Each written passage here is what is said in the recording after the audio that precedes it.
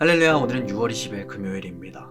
오늘도 말씀을 하루를 시작하는 신내교회 모든 성도님들께 하나님의 은혜와 평강이 가득하길 소망합니다.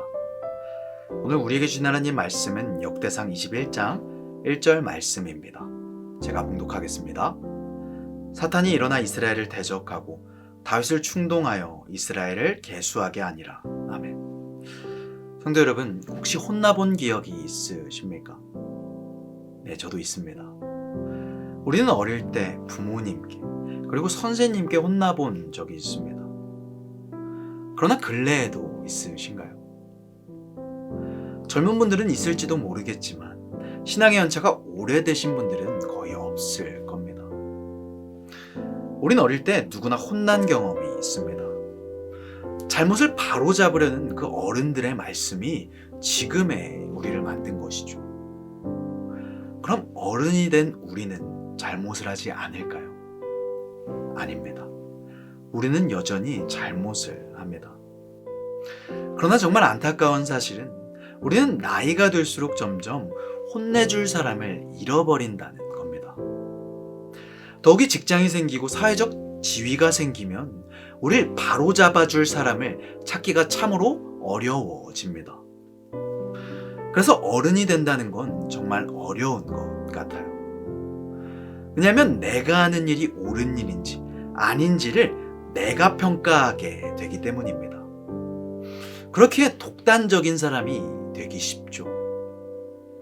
그러나 오늘의 말씀은 독단적일 수 있다면 가장 독단적일 사람이 잘못을 뉘우치고 변화받는 내용이 나옵니다. 그는 어떻게 이럴 수 있었을까요? 1절의 말씀입니다.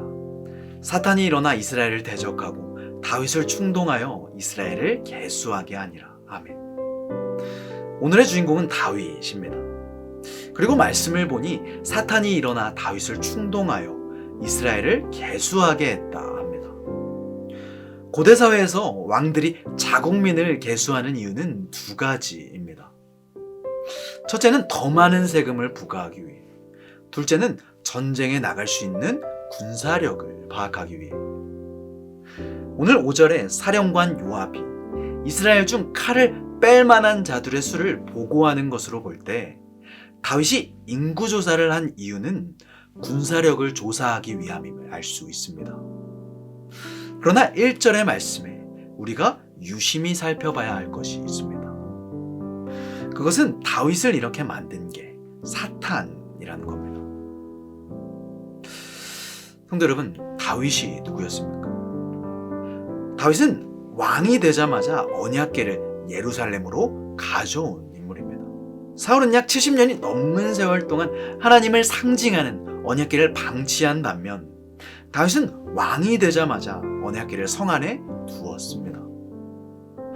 즉 다윗은 하나님을 우선으로 여길 줄 아는 왕이었습니다. 또 다윗은 자신은 의리의리한 궁전에 사는 것에 비해 여전히 언약궤가 성막 안에 있다는 사실이 눈에 밟혔습니다. 그래서 하나님을 위하는 마음으로 지으려 했던 것이 바로 성전이었죠.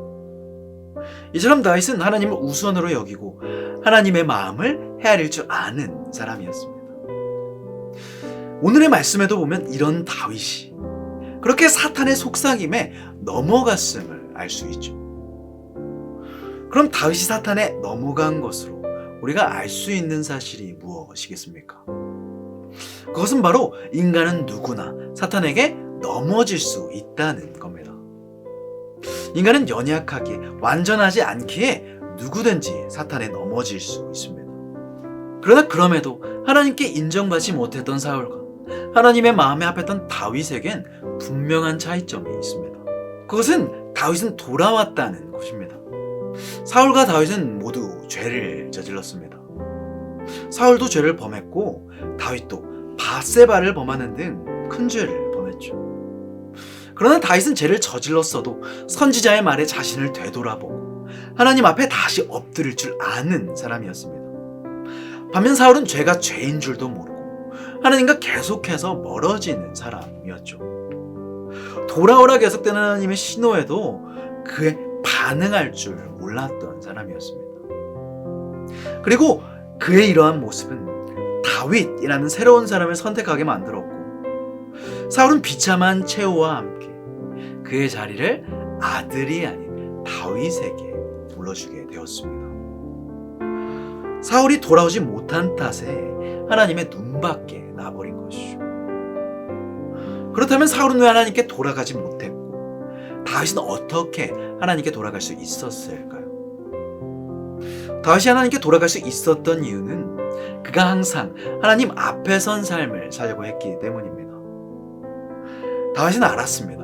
누가 이스라엘의 진짜 왕이신지.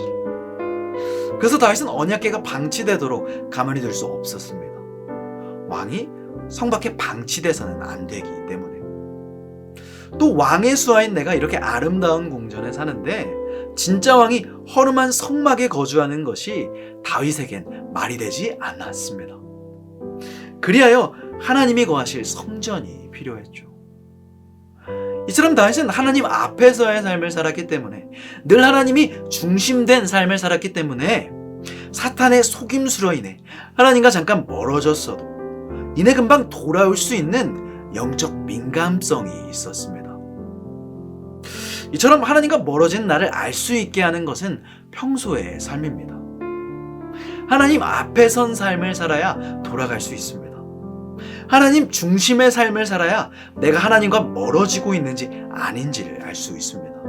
하나님이 중심된 삶, 하나님 앞에 선 삶만이 우리를 평가하는 올바른 기준이 될 수 있습니다. 바라기는 다윗과 같이 영적인 민감함으로 죄가 죄임을 깨닫는 저와 성도님들이 되시길 바랍니다. 또 하나님 앞에 선 삶으로, 하나님이 중심된 삶으로 하나님의 기쁨이 되는 저와 모든 성도님들이 되시길 간절히 바랍니다. 주님이 가르쳐주신 기도로 마치겠습니다. 하늘에 계신 우리 아버지요, 이름이 거룩히 여김을 받으시오며 나라가 임하시오며 뜻이 하늘에서 이루어진 것 같이 땅에서도 이루어지이다. 오늘 우리에게 일용할 양식을 주시옵고 우리가 우리에게 죄 지은 자를 사하여 준 것 같이 우리 죄를 사하여 주시옵고 우리를 시험에 들게 하지 마시옵고 다만 악에서 구하시옵소서. 나라와 권세와 영광이 아버지께 영원히 있사옵나이다. 아멘.